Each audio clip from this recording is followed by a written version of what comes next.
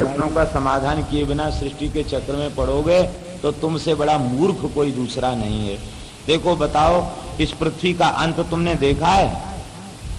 बड़े खेद की बात है, तुम सृष्टि के चक्कर में पड़ रहे हो। एक ऐसा देश है जिसमें एक ही पुरुष है, एक ऐसा बिल है जिसमें जाने का रास्ता है, निकलने का नहीं, एक ऐसी स्त्री है जो बहुरूपणी है, और एक वो पुंसली का पति एक पुरुष है, एक नदी दोनों ओर बहती है, एक 25 चीजों का बना हुआ घर है, एक हंस है उसकी कहानी विचित्र है, एक छुरा उसकी धार चक्र से भी ज्यादा तेज है, उसको तुम जानते हो। एक ऐसा सर्वज्ञ पिता है जो सदा हित की बात बताता है। इन प्रश्नों का समाधान नहीं करोगे तो सृष्टि का विस्तार क्या करोगे? नारद जी तो चले गए, वे बड़े निष्पाप और पवित्र आत्मा थे।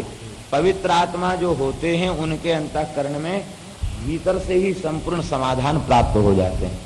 वे विचार करते करते इस निर्णय पर पहुंच गए, ये जीव ही पृथ्वी है और इसका अंत है भगवान की प्राप्ति। भगवान को प्राप्त करने के बाद संसार के चक्र में नहीं भटकना पड़ता।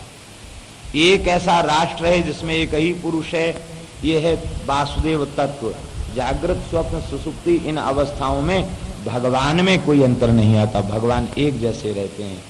एक ऐसा बिल है जहां जाने का रास्ता है, भगवान के चरण कमल हैं, भगवत प्राप्ति का उपाय है, लेकिन प्राप्त करने के बाद जीव संसार में लौट के नहीं आता, भगवत धाम। और एक ऐसी स्त्री है जो बहुरूपणी है, यही है त्रिगुणमयी बुद्धि, यही अनेक प्रकार के भेष बदलती है। एक ऐसी नदी है जो दोनों ओर बहती है, यह है संसार की नदी। एक और लोग पैदा हो रहे हैं, दूसरी लोग मर रहे हैं, यही इसका दोनों ओर बहना है, भवसरिता। एक ऐसा हंस है जिसकी कहानी विचित्र है, यही संत हंस है। संत हंस गुण गहीं पर परिहरि बारि विकार, ये सदा हित का उपदेश देते हैं। एक ऐसा चक्र है जो छुरे से तेज है, यही है काल चक्र, ये भगवान के हाथ में है। चक्रधारी की शरण में चला गया, वो चक्र से बच गया। तो भगवान की शरण में जाकर भजन करना चाहिए। सर्वज्ञ पिता शास्त्र सदा भजन की बात बताता है, संसार के पिता भजन की बात नहीं बताते, पेट भरने की बात बताते। और शास्त्र कहता है सर्वम त्यक्त्वा हरिम भजे, सब कुछ छोड़ के भजन में लग जाए। नारद जी आए, बोले समझे? ले हाँ समझ गए। क्या समझे? बोले यही समझे कि अब हमें लौट के घर नहीं जाना, आप हमें निवृत्त बना दीजिए, महात्मा बना दीजिए, भजन करेंगे। नारद जी बड़े प्रसन्न भये, बोले 1-2 सत्पात्र शिष्य मिलना कठिन है, ये तो 10,000 हैं, भगवान की बड़ी कृपा। भाई नारद जी ने सबको वैष्णव बना दिया, सब भक्त बन गए। अब दक्ष प्रजापति को बड़ा क्रोध आया, किसी का एक बालक गृह त्याग कर दे तो माता पिता से पूछो कितना कष्ट होता है, लेकिन वहां 10,000 बालक घर छोड़ दें, वो महात्मा बन जाए तो कितनी पीड़ा भई होगी, भारी पीड़ा भई। शाप देना चाहते थे, ब्रह्मा जी आ गए, हाथ पकड़ ले, बोले नहीं नहीं, नारद जी ने ठीक किया। देखो संसार में प्रवृत्ति धर्म का पालन करने वाले लोग ज्यादा हैं।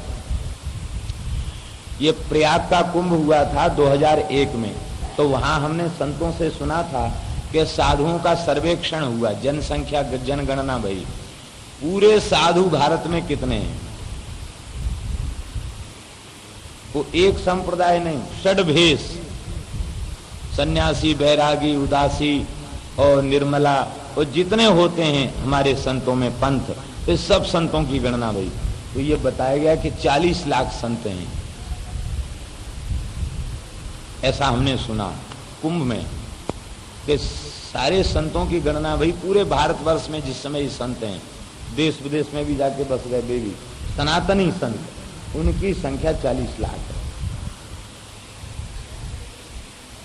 हाँ, तो अब 40 लाख संत हैं और उनमें प्रवृत्ति मार्गी कितने हैं? ये तो 1 अरब हैं, 1 अरब से ऊपर पहुंच रहे हैं। और केवल भारतवर्ष में, विश्व में तो कितने हो गए?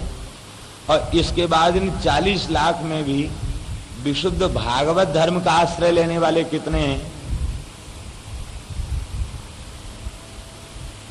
और अंतशाक्ता वैशैवा सभा मध्य वैष्णवा, ये तो बहुत हैं, लेकिन विशुद्ध भागवत धर्म का आश्रय लेने वाले कितने हैं? फिर उनमें भी भागवत धर्म पर चलने वाले कितने हैं? भागवत धर्म की क्या निष्ठा है और क्या उसकी चर्या है, ये अभी वर्तमान के संतों में परम पूज्य प्रातः स्मरणीय श्री मथुरादास जी महाराज के जीवन में वैष्णवोचित आचार विचार व्यवहार, एकादशी का जागरण, एकादशी का निर्जल व्रत, ये सारी निष्ठाएं उनमें दिखाई पड़ती थी। वे एक महापुरुष हमारे विचार से, वैसे अन्य भी बहुत से संत हैं, ये हम नहीं कहते, लेकिन हमने जिनका दर्शन किया तो ऐसा लगता था कि पूरी वैष्णवता का निष्ठापूर्वक पालन। ऐसे कितने मिलेंगे?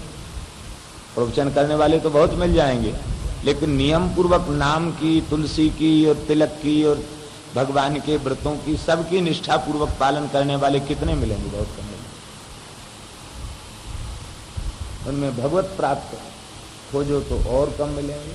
तो ऐसे ही निवृत्ति मार्ग के चलने वाले तो बहुत कम हैं, प्रवृत्ति मार्ग के ही ज्यादा हैं। तो नारद जी ने विचार किया कि प्रवृत्ति में तो जीव की स्वाभाविक ही प्रवृत्ति है, इन प्रवृत्ति में फंसे हुए जीवों को भजन का मार्ग दिखाने के लिए कुछ संत जरूरी हैं, ये प्रकट हों। ये सृष्टि तो बढ़ रही है, गृहस्थियों की सृष्टि तो बढ़ रही है, साधुओं की सृष्टि तो नाद सृष्टि है, कैसे बढ़े? बस नारद जी ने एक ही साथ बढ़ा दिया। फिर सबलासों को उत्पन्न किया, बोले जाओ तब करके आओ। वे 1000 थे, वे भी गए।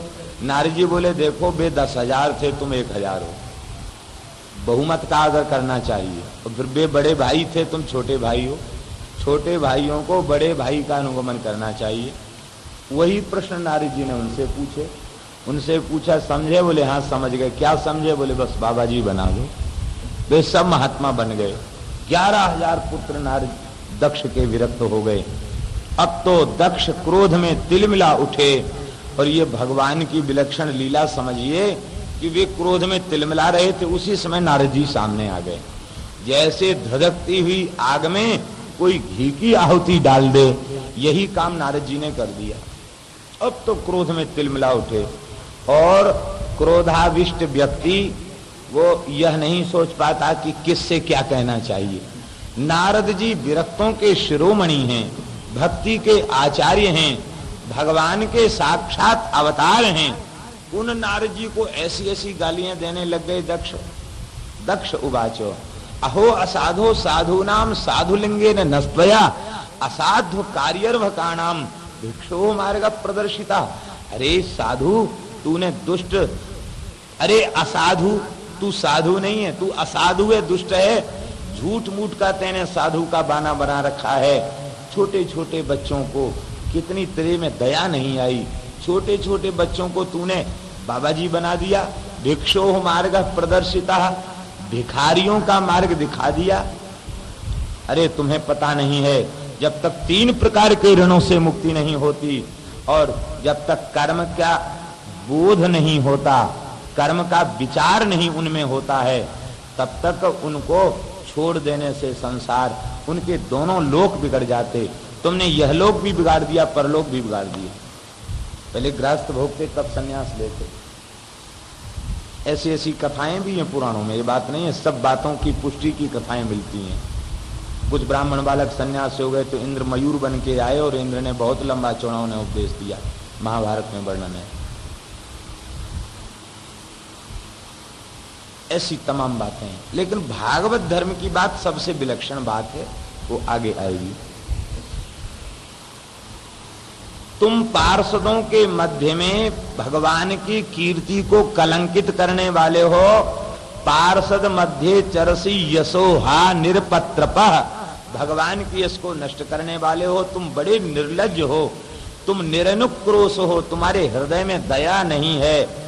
गृहस्थी आदमी जानता है संतान के प्रति मोह कैसा होता। तुम ब्याह किया नहीं, बच्चे तुम्हारे हुए नहीं, तुम क्या जानो कि बच्चों के प्रति क्या ममता होती है, क्या मोह होता है। वस्तुतः तुम जो है बड़े निर्दयी हो। नानुभूय बिजानाति पुमान विषय तीक्ष्णताम निर्विद्येत स्वयं तस्मान न तथा भिन्न दी परई। अरे ओ दुष्ट नारद, विषयों का अनुभव किए बिना वैराग्य नहीं हो सकता है। विषयों की कटुता का अनुभव, बस विषयों को भोगे बिना उनकी कटुता की अनुभूति नहीं होती, और जब तक कटुता की अनुभूति नहीं होती तब तक वैराग्य नहीं होता। तुमने हमारा बहुत बुरा काम किया है, इसलिए हम शाप देते हैं, तुम आज के बाद एक जगह टिक नहीं पाओगे, तुम सदा भटकते ही रहोगे। तस्माल लोकेषु ते मूढ़ो न भवेद भ्रमता पदम, एक जगह पैर टिकेगा ही नहीं, घूमते ही रहोगे। कुछ लोग कहते हैं 2 घड़ी से ज्यादा नहीं टिकोगे, ऐसा भी कहते हैं। नारद जी बोले बहुत भगवान की दया है, अब तक एक जगह टिक जाते थे तो भक्ति का प्रचार कार्य रुक जाता था, अवरुद्ध हो जाता था। अब आपने कह दिया कि घूमते ही रहोगे, तो जितना विचरण करेंगे उतनी अधिक भक्ति का प्रचार करेंगे, जीवों को श्री ठाकुर जी से जोड़ेंगे। नारद जी चाहते तो शाप दे सकते थे, लेकिन श्री सुखदेव जी कहते एतावान साधुवादो ही तितिक्षेते स्वर स्वयं, इसी का नाम है साधुता। सामर्थ्यशाली होते हुए भी आपने क्षमा कर दिया, दक्ष को दंड नहीं दिया। देखिए, निष्पक्ष भाव से यदि विचार करें तो दक्ष ने जो कुछ कहा वो अनुचित था। नारद जी ने कोई अपने स्वार्थ की पूर्ति नहीं की, नारद जी ने तो विश्व कल्याण की कामना से, उन जीवों के परम कल्याण की कामना से उनको भगवान से जोड़ा। दक्ष ने जो कुछ कहा वो गलत था। सबसे पहले दक्ष ने ये कहा कि तुमने साधु का भेष बना रखा, तुम साधु नहीं, ये बात गलत है। नारद जी तो परम साधु हैं। दूसरी बात कही कि तुमने भिखारी बना दिया, तो भगवान की शरण में भेज देना भिखारी बनाना नहीं है। महात्मा कभी भिक्षुक नहीं होते, साधु का हाथ ऐसा और भिखारी का हाथ ऐसा। हमारे खाद चौक वाले महाराज कहा करते थे, बच्चा देखो, हमारे टकसार में संत कहते हैं भेष भगवान का, इसे लजाना नहीं। यही भजन है, साधु का हाथ ऐसा और भिखारी का हाथ ऐसा। साधु तो ऐसे हाथ करते, ऐसे हाथ नहीं करते, किसी से कुछ नहीं चाहते। जब ठाकुर जी से नहीं चाहते, दीयमानम न गृह्णन्ति बिना मत सेवनम जना, न नाक पृष्ठम न च पारमेष्ठम न सार्वभौमम न रसाधिपत्यम न योग सिद्धि ही अपुनर्भवम वा वांछन्ति यत् पाद रज प्रपन्ना। जब वे कुछ भी नहीं चाहते तो संसार से क्या चाहेंगे। भिखारी नहीं बनाया, साधुओं को कोई भिखारी कहता है? साधुओं को लोग महाराज कहते हैं। डर माने भूपाल, बानो बड़ो दयाल को तिलक छाप अरुमाल। राजा भी नतमस्तक होते हैं। नारद जी ने भिखारी नहीं बनाया, उन्होंने तो आत्म तत्व का ज्ञाता बना दिया, महान संत बना दिया। फिर दूसरी बात दक्ष ने कही कि 3 ऋणों से मुक्ति के बिना सन्यास नहीं लेना चाहिए, तुमने दोनों लोग बिगाड़ दिए, भी गलत बात है। भक्ति से शून्य व्यक्ति कभी त्रिविध ऋणों से मुक्त नहीं हो सकते। और भगवान के भक्त न देवर्षि भूतात्रिनाम न किंकरणो नाय मृणीच राजन सर्वात्मना यः शरणम शरण्यम गतो मुकुंदम परिहृत्य कर्तृम। कर्तृत्वाभिमान से शून्य होकर जो सर्वतो भावेन मुकुंद भगवान के चरणाश्रय को स्वीकार कर चुके हैं, वे न किसी देवता के, न किसी कर पितर के, किसी के भी कर्जदार नहीं। तो नारद जी ने तो वस्तुतः सबके ऋणों से मुक्त कर दिया, और वस्तुतः 3 ऋणों से मुक्त वैष्णव ही होता है। क्यों? भगवान की पूजा करने से तो भगवान सबके मूल हैं, सारे देवता तृप्त हो जाते, देवऋण से मुक्त हो जाता। सत्संग भजन में लग जाता, भागवत धर्म का पालन करता, यही संपूर्ण ग्रंथों का सार है, ऋषि ऋण से मुक्त हो जाता, परम धर्म का आचरण करता है। और पितरों के ऋण से तो इतना बढ़िया मुक्त होता है कि जिस कुल में वैष्णव का जन्म होता है, पद्म पुराण में लिखा है, आस्फुटयन्ति पितराः नृत्यन्ति च मुहुर्मुहुः मतकुले वैष्णवो जाता सनस्त्राता भविष्य। पितर ताली बजा बजा के नाचते, हमारे घर में एक भक्त पैदा हो गया, अब हम नरक से छूट जाएंगे। एक कोई महात्मा कुल में होता है तो 21 पीढ़ी का उद्धार हो जाता है, ऐसा श्रीमद् भागवत के 7वें स्कंद में लिखा है। एक भक्त हो जाए तो 21 पीढ़ी तर जाती है। तो इतने लोगों को भक्त बना दिया नारद जी ने, संत बना दिया। तो अब नारद जी ने इसमें क्या गलती की थी? तो पितृ ऋण से मुक्त भी भक्त ही हो जाए, सबसे मुक्त हो जाए। इसके बाद तीसरी बात कही कि जब तक अनुभव नहीं करता विषयों का की कटुता का, तब तक वैराग्य नहीं होता, और विषयों की कटुता का अनुभव विषय के सेवन से होता है। ये बात तो एकदम अव्यावहारिक बात है। इसलिए है कि यदि विषय सेवन से विषय की कटुता की अनुभूति होती तो जितने लोग यहाँ बैठे हैं या संसार के जितने लोग हैं गृहस्थ, वे सब घर छोड़ के महात्मा बन गए होते, सब निर्विषय हो गए होते। लेकिन ऐसा नहीं हो पाया। इसका तात्पर्य है कि विषय के सेवन से तो विषय की इच्छा प्रबल होती है। घटे न काम अग्नि तुलसी कहूं विषय भोग बहु भीते, न जातु काम कामानाम उपभोगे न शाम्यति, हविषा कृष्ण वर्तमेव भूय एवा भी वर्धते।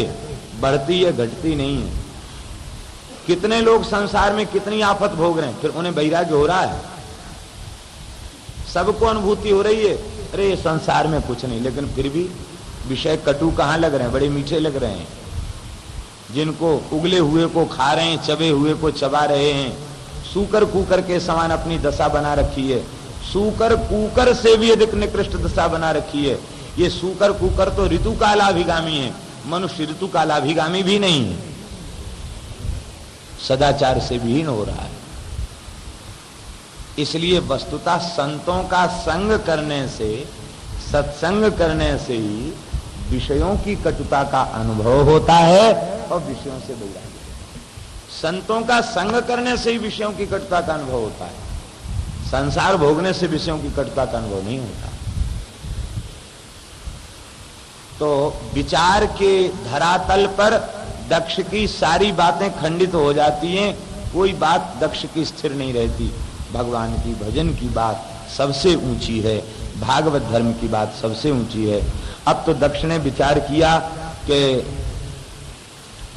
ये नारद जी तो हमारे पीछे पड़ गए, अब हम फिर पुत्र उत्पन्न करेंगे तो अब कोई ये पक्की बात थोड़ी कि नारद जी उनके पास फिर न पहुंच जाएं, फिर जाके वही पुरानी पट्टी पढ़ाई तो बेबी बाबा जी हो जाएंगे। इसलिए दक्ष ने अब विचार किया कि अब बेटा पैदा करेंगे नहीं, अब बेटी पैदा करेंगे। बेटी घर में रहेंगी, सेवा करेंगी और शादी ब्याह हो जाएगा, दूसरे घर चली जाएंगी, दूसरे का भी घर बसाएंगी, ये अच्छी है। ऐसा विचार करके उन्होंने 60 कन्या उत्पन्न की। पूर्व जन्म में भी दक्ष का एक ही विशेषण, दक्षो दुहित्री वत्सला, ये दुहित्री वत्सल हैं। 60 कन्या उत्पन्न की और दक्ष की 60 कन्याओं से सारी सृष्टि भर गई।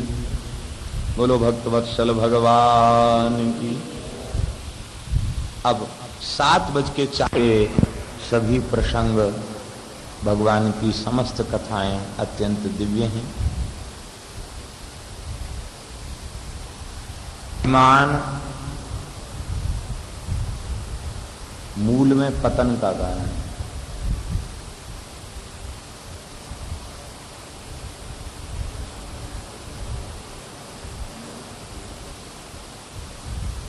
अभिमान उसमें होता है जो अपने को कर्ता मानता है।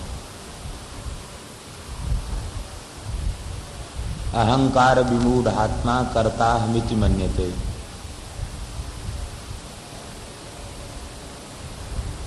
अपने को कर्ता मानने वाला अहंकारी, अहंकारी ही अपने को कर्ता माने।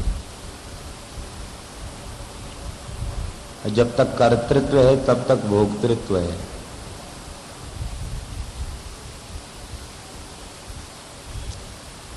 भगवान की माया अतिशय प्रचंड है, किसी को छोड़ती नहीं। देवराज इंद्र अभिमान में मतवाले हो, मैं त्रिभुवन का शासक, स्वामी, रक्षक हूं। गुरु महाराज सभा में पधारे, उठकर खड़ा नहीं हुआ। बृहस्पति जी चाहते तो उसे शाप दे सकते थे, लेकिन गुरुजनों के हृदय में अपने अनुगतों के प्रति इतना वात्सल्य, इतना स्नेह और इतना प्रेम होता है कि जैसे माता अपने बालक के अपराध से दुखित हो जाती किंतु कुपित नहीं होती। कुपित भी बालक के सुधार के लिए होती, भीतर से कुपित नहीं होती। ऐसे ही गुरुजन वे सदा कृपा ही करते हैं। इसलिए तो गोस्वामी जी ने कहा, जय जय जय हनुमान गुसाई, कृपा करो गुरुदेव की नाई, गुरुदेव जैसी कृपा कोई दूसरा नहीं करता। अंतर्धान इसलिए नहीं हुए कि नमस्कार नहीं किया, प्रणाम नहीं किया, वे प्रणाम न करने से नाराज हो गए, ऐसा नहीं। उन्होंने विचार किया कि शिष्य अब अवज्ञा करने लग गया, गुरुजनों की महिमा को भूल चुका है, आस्था की कमी हो गई है। तो जिस शिष्य में गुरुजनों के प्रति श्रद्धा का अभाव हो, उस शिष्य से गुरुजनों को थोड़ा हट जाना चाहिए। क्यों? इसलिए हट जाना चाहिए, वो जितने अधिक निकट रहेंगे उतना अधिक वो तिरस्कार करेगा। उस तिरस्कार से गुरुजनों की हानि तो नहीं है, लेकिन शिष्य की बहुत भारी हानि होगी। यही विचार करके कि अभी तो उठ के खड़ा नहीं हुआ, कल पता नहीं और कुछ कहने लग जाए, तो अभी तो एक ही अपराध बना है, ज्यादा अपराध बनेंगे तो इस बेचारे का पतन होगा, इसलिए वे अंतर्धान। तर्हेवं प्रतिबुद्धेन्द्रो गुरुहेलनमात्मनः गर्हयामास सदसी स्वयं आत्मानमात्मनः। गुरुजी खड़े हो जाते और बैठ जाते तो इंद्र को शिक्षा नहीं मिलती। जब गुरुजी अंतर्धान हो गए तो भरी सभा में इंद्र ने अपने आप को बहुत धिक्कारा, का धिक्कार है, हम देवराज होकर के हमने गुरु तत्व का अनादर किया। राखे गुरु जो कोपि विधाता, गुरु विरोध नहीं को जगत राता। गुरुदेव ने त्याग किया तो श्री समृद्धि संपत्ति सबने त्याग कर दिया।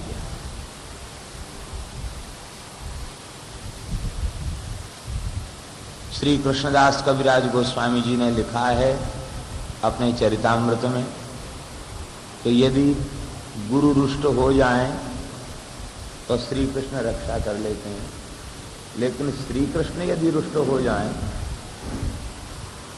श्री कृष्ण रुष्ट हो जाएं तो गुरु रक्षा कर लेते, लेकिन गुरु रुष्ट हो जाएं तो श्री कृष्ण उसकी रक्षा नहीं करते।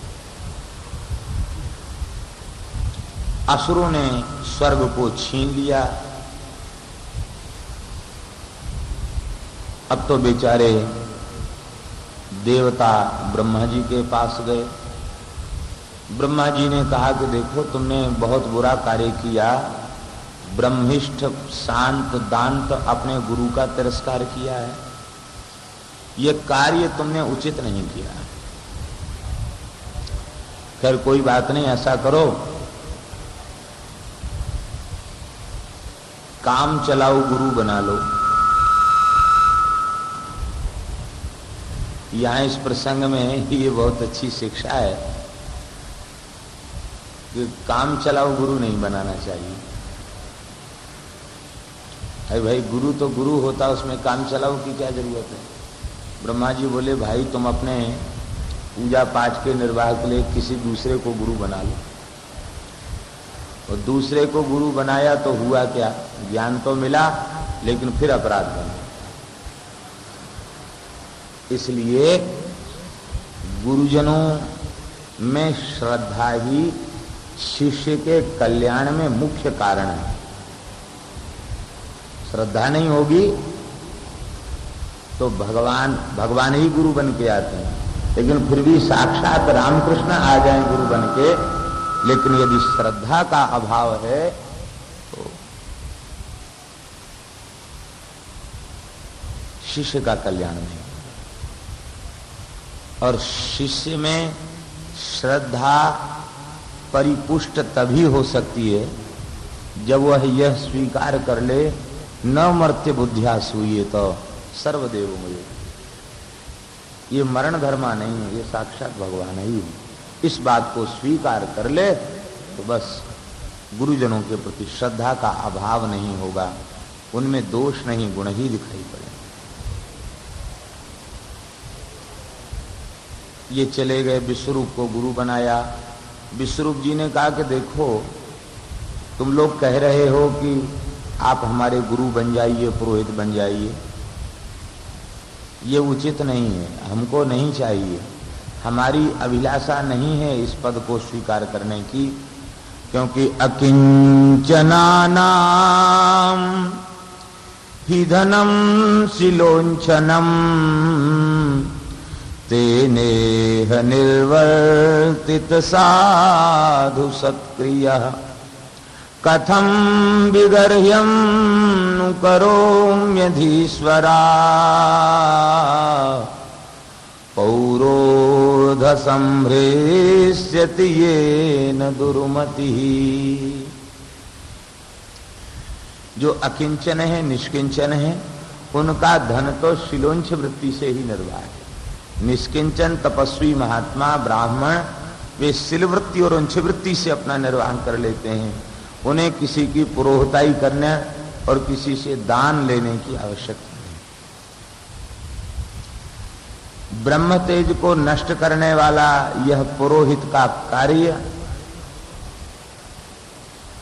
उस पुरोहित के कार्य को, उस पुरोहित के पद को स्वीकार करके तो हृष्यति येन दुर्मति, कोई दुर्मति होगा वही प्रसन्न होगा। दुर्मति का तात्पर्य है दुष्ट बुद्धि वाला। कोई दुष्ट बुद्धि वाला होगा वही प्रसन्न होगा। वस्तुतः जो ज्ञानवान बुद्धिमान है वह ऐसा नहीं। पौरोहित पद को, पौरोहित्य कर्म अति मंदा, अति मंद कहा गया। इस कर्म में यदि लोभ का प्रवेश हो गया तो ब्राह्मण का पतन हो जाता।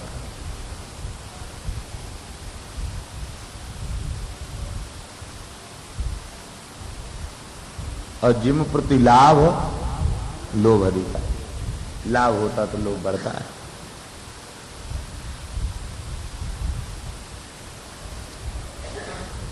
हरिश्चंद्र वाह।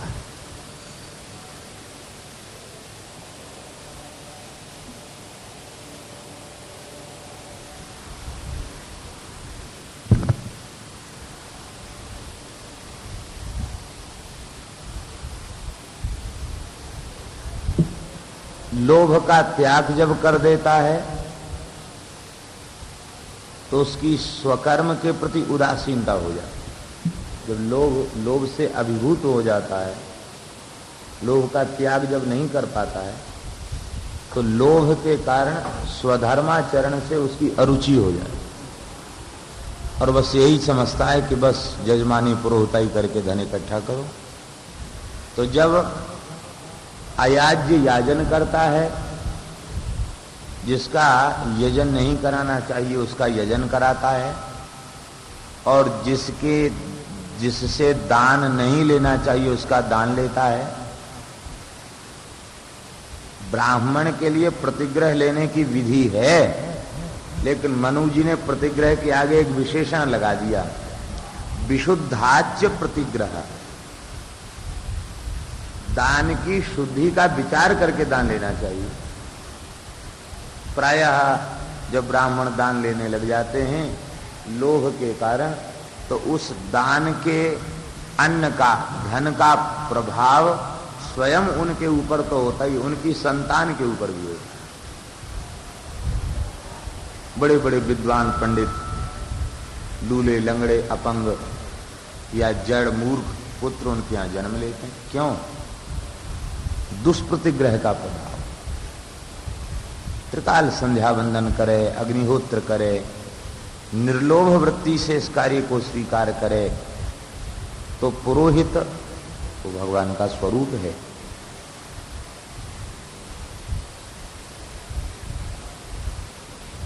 धर्म संघ वाले गुरुदेव जी, गुरु जी महाराज बताया करते थे, पुरोहित जो है वो अग्नि का वाचक है। अग्निमीडे पुरोहितम,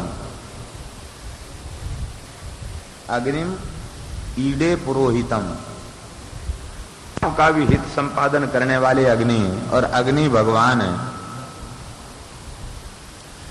अग्नि जो है वो परमात्मा का स्वरूप है, पुरोहित भगवान का स्वरूप है।